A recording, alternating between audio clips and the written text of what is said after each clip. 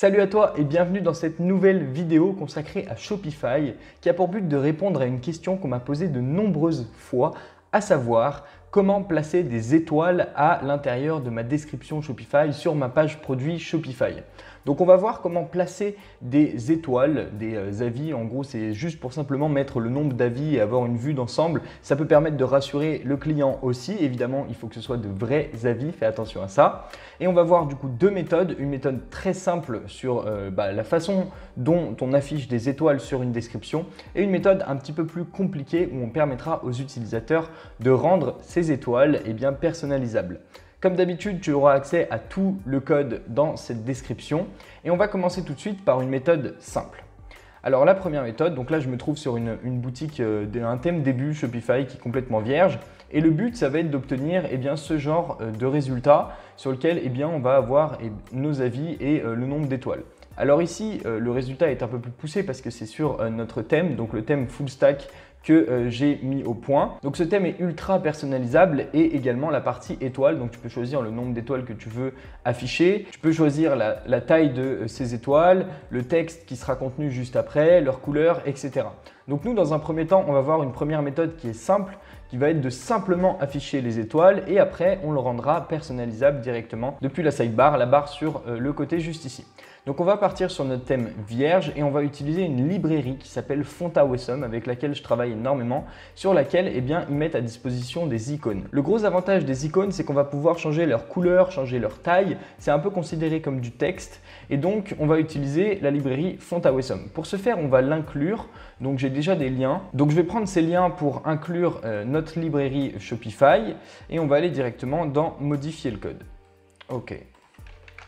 Donc là, le but, ça va être d'identifier la partie Featured Product, donc produit vedette. Si tu travailles sur la description, sur la page produit, il faudra que tu identifies le fichier Product Template. Donc on va pouvoir le tester sur les deux, mais dans tous les cas, les fichiers sont indentés exactement pareil, sont construits de la même façon. Donc là, on est sur notre Featured Product ici. Si tu es sur la page produit, comme je l'ai dit, il faudra que tu ailles sur Product Template. Tu verras que les fichiers sont quasiment similaires. Maintenant, il faut identifier où est-ce qu'on va mettre nos étoiles. Donc moi, je l'avais mis sur cet exemple ici, en dessous du titre. Alors évidemment, le titre ne ressemble pas à la même chose parce qu'encore une fois, c'est plein d'éléments qu'on a rendus ultra personnalisables dans notre thème. Mais donc, on va devoir identifier ce titre de produit et placer nos images entre le titre et le prix. Donc pour cela, moi ce que j'aime bien faire, c'est ouvrir la console. Ça nous permet d'identifier du coup la div en question. On va mettre un produit. Hop, je vais sélectionner ce produit. Comme ça, ce sera un petit peu plus sexy quand on va voir tout ça. Et donc là, on a nos éléments. Donc là, on va chercher la classe Product Single Title. Ça va nous permettre d'identifier notre élément. Product Single Title. Hop, et je vais aller dans le code. Je vais faire un commande F pour le rechercher. Et donc là, il me le trouve. Donc là, on a le titre du produit qui est ici. Et là, on a le prix. Donc là, si on teste, je vais mettre une balise H1 qui est un titre. Et je vais mettre ici, on va placer nos étoiles. Je vais fermer ma balise. J'enregistre. Et donc là, si notre texte, notre titre H1 se place entre le titre et le prix, ça veut dire qu'on a tout gagné et que c'est à cet endroit-là qu'on va poser nos étoiles. Donc ça, c'est une très bonne façon d'identifier. D'abord, dans la console, on regarde la balise, on l'identifie avec la classe qui est généralement un identificateur unique. On fait une recherche dans le code et dès qu'on le trouve, on va savoir où poser notre élément. Alors, j'aime bien faire des tests aussi, inclure des titres, comme ça on est sûr et certain que c'est ici qu'on va placer nos étoiles. Donc maintenant c'est bon, on a eu la confirmation, c'est là qu'on va placer nos étoiles et maintenant on va appeler notre librairie comme on l'a dit. Donc là je vais me mettre tout en haut du fichier, donc on a deux façons d'appeler la librairie, soit on l'appelle là-haut parce qu'elle correspond au fichier, soit on l'appelle de manière un petit peu plus propre et donc dans le fichier theme.liquid où sont appelées toutes les librairies de notre thème. Donc là, j'ai le fichier theme.liquid ici. On voit qu'il y a quelques librairies qui sont appelées. Il y a des librairies qui sont peut-être plus CSS. Voilà, on va l'appeler ici au-dessus du theme.scss et voilà. OK, on enregistre. Et là, on a Fontawesome qui est maintenant présent sur notre site, sur notre thème début Shopify. Donc là, maintenant, on va pouvoir utiliser tous les composants qui sont liés à Fontawesome, comme les fameuses étoiles qu'on va inclure directement sur notre site. Donc là, je vais virer la sélection Pro. On va juste rester en free. Pourquoi il ne veut pas nous proposer des étoiles? Voilà, nickel. Donc là, c'est les bonnes étoiles de Fonta-Wessom. Et là, il nous donne un code HTML. Donc là, maintenant, si on veut poser nos étoiles sur notre boutique, il va falloir qu'on retourne où on avait mis notre H1, donc ici. On va mettre une div parce qu'elle va nous permettre d'entourer notre code et de le garder un petit peu entre eux, on va dire. Donc là, on va lui donner une classe étoile. On va la fermer. Et on veut 5 étoiles, donc on va copier 5 fois le code. Ok, j'enregistre. On enregistre, donnez-nous. Ah là, l'asset a été saved. Donc c'est parti, notre code a été enregistré. On va aller tester ça directement sur notre boutique. Donc là, normalement, si tout se passe bien, vu qu'on a enregistré et qu'on a remplacé notre titre, ici, on va placer nos étoiles, eh bien, ici vont se placer nos étoiles. Alors, actualisons. Tananana. Le suspense. Le suspense. Est-ce qu'on a cassé quelque chose? Je ne pense pas. Et voilà, on a nos merveilleuses étoiles qui sont posées ici. Alors maintenant, on va pouvoir les modifier. On va pouvoir leur appliquer un petit peu de style. Donc pour ça, vu qu'on a entouré d'une div qui s'appelle étoile, vous voyez qu'on les retrouve ici, eh bien, on va pouvoir donner par exemple un petit peu de marge à notre div étoile. Donc là, je vais lui donner un margin bottom pour qu'il y ait autant d'espace entre le titre et le prix. Donc margin bottom, je vais lui donner 1 pixel, peut-être 2, 3, 6 pixels, c'est parfait. On va voir que nos étoiles, ici, on va pouvoir leur donner une color yellow. Color yellow qui n'est pas d'un yellow très sexy. Donc ce que je vais faire, c'est que je vais simplement aller récupérer la couleur que j'ai là. Donc, généralement, pour récupérer une couleur, je me place sur n'importe quel élément. Voilà, je vais prendre un carré, comme ça on a la pipette. Et après, je copie le code couleur. Donc là, j'ai copié mon code couleur, hop, je le mets ici et on va grossir un petit peu nos étoiles avec l'attribut, la propriété font size. Donc là, je vais lui donner 10 pixels, voilà, peut-être un petit peu plus, 25 pixels, c'est parfait. On va copier tout ça et on va l'emmener dans notre code. Donc là, on a une div qui s'appelle étoile et on a une div qui s'appelle fa-star. Donc là, on va mettre un petit peu de CSS là-haut, style. On ferme notre balise style. Hop, je pourrais le mettre dans un autre fichier, c'est un petit peu plus propre, mais bon. Pour ce test, on va le mettre juste ici et on va dire point étoile. Et on a une autre div qui s'appelle fa-star. Dans fa-star, on va lui mettre ça. Et dans étoile, on va lui mettre un margin bottom à 6 pixels si je me souviens bien. On enregistre, on actualise. Patience, patience. On risque d'avoir quelque chose de cool. Boum! Et là, on a nos étoiles qui se sont posées ici. Alors, visiblement, la marge n'a pas marché. Donc, on va aller voir tout de suite. C'est parce qu'il y avait un S à étoile. Donc là, toujours faire attention. Un S à étoile et un M à bottom. Vous auriez pu me prévenir quand même. Là, maintenant, ça devrait marcher. OK, on actualise. On va voir. Est-ce que ça marche? Et oui, ça marche, c'est magnifique. Ce qu'on pourrait rajouter pour avoir un petit peu le même résultat que ici, d'ailleurs, je vais actualiser parce que c'est pas très sexy. Hop, ce serait le nombre d'avis à côté. Donc pour cela, on pourrait faire quelque chose comme... Alors on va retrouver notre code, il est ici. On pourrait faire quelque chose comme une balise P qui dirait 78 avis. Encore une fois, je mets l'accent sur le fait que vos avis doivent être réels. Faites attention. Hop, on actualise et peut-être que maintenant on va voir la mention avis comme celle-ci. On va voir. Toujours un petit peu de temps à l'actualisation, mais ça devrait le faire. Voilà, 78 avis qui s'est mis à la ligne. No worries, on va régler ça avec un petit display flex. Donc display flex, hop. Et là, on va espacer un petit peu notre balise P. Là, ici, on va lui donner la même font size que nos étoiles. Comme ça, elle fera la même taille. Hop. Et on va la décaler un petit peu avec un petit margin left à 1 pixel. Voilà, histoire de dire. On va baisser un petit peu peut-être. Voilà, c'est un petit peu plus sexy. Donc celui-là, on va lui donner une classe, on verra. Donc je déconne pas, on va vraiment lui donner une classe, on verra. Hop, et donc maintenant, on va appliquer du style sur on verra. On verra. Et on va lui donner notre fameuse font size et un margin left pour avoir un bon petit résultat. Donc voilà une manière très simple de mettre des étoiles dans la description. Donc tout d'abord, on identifie grâce à l'inspecteur.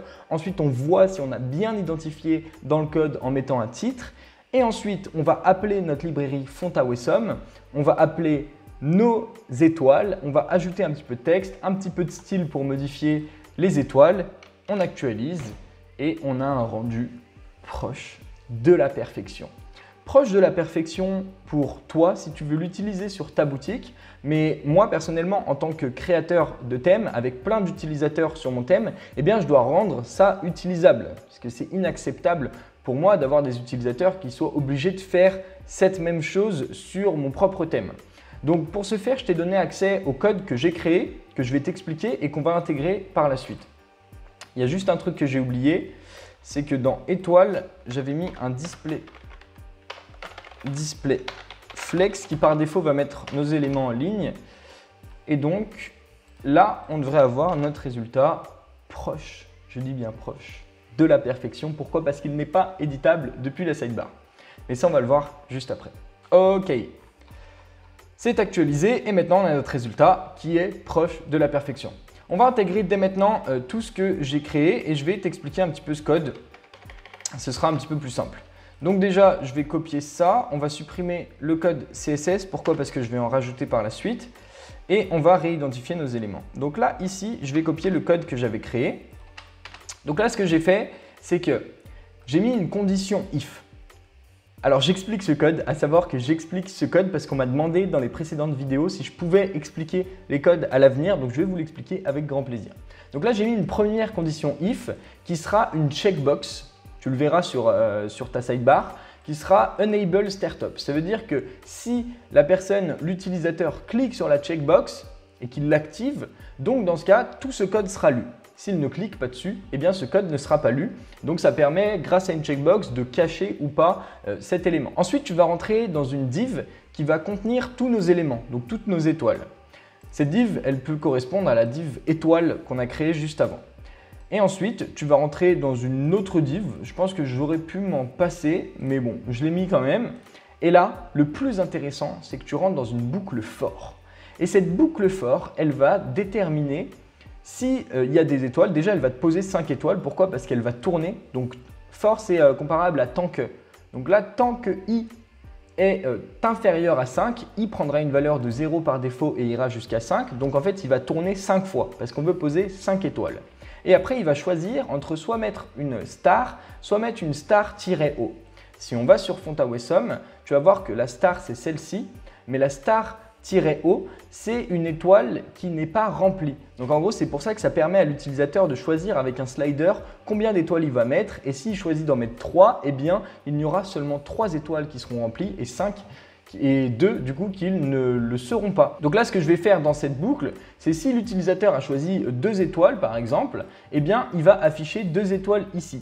Sinon, il va afficher des étoiles vides. Et du coup, ça permettra toujours d'avoir 5 étoiles, mais de varier le nombre d'étoiles pleines ou d'étoiles vides.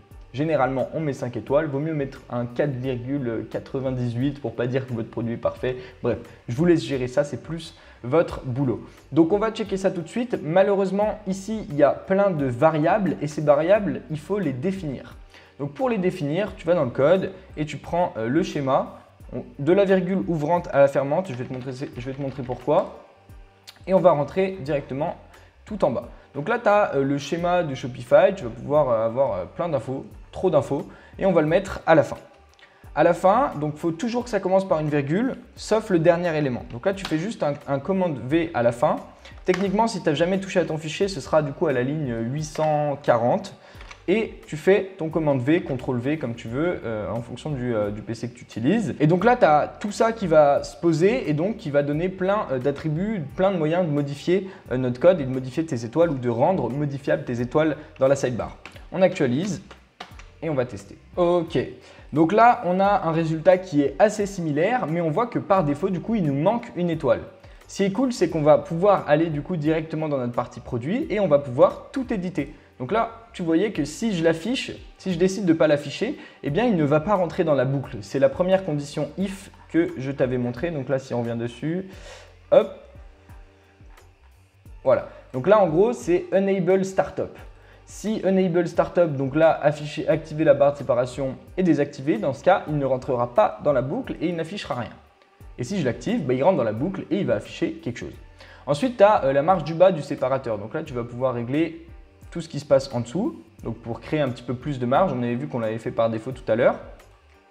Tu vas pouvoir régler le nombre d'étoiles, la taille des étoiles, le nombre. Donc là, tu peux dire 8 avis à 8 personnes ont donné le score de 5 étoiles. Évidemment, je te conseille de ne pas mettre ça, mais bon, c'est à toi de gérer. 4,78 sur 5 suffira largement. Toujours ajouter un petit peu plus de marge bas. Tu peux même changer la couleur de tes étoiles et l'adapter à ta charte graphique, c'est incroyable. Alors, cette fonctionnalité est une fonctionnalité qu'on a intégrée directement dans notre thème full stack. Notre thème qui est ultra personnalisable avec des tonnes et des tonnes d'options. Je te mets le lien juste en dessous pour aller voir et du moins en savoir un peu plus sur ce thème, sur tout ce que tu peux faire avec. Il y a toute une page qui va te décrire tout ce qu'il est possible de faire. Ce thème est accompagné également de 5 heures de formation qui te permettront de comprendre Shopify, comment se déroule le code sur Shopify pour que tu n'aies plus jamais peur d'intégrer quoi que ce soit dans le code de Shopify. C'était Thomas, c'est toujours un plaisir de réaliser ce genre de vidéo et nous on se capte dans une prochaine. À tout de suite.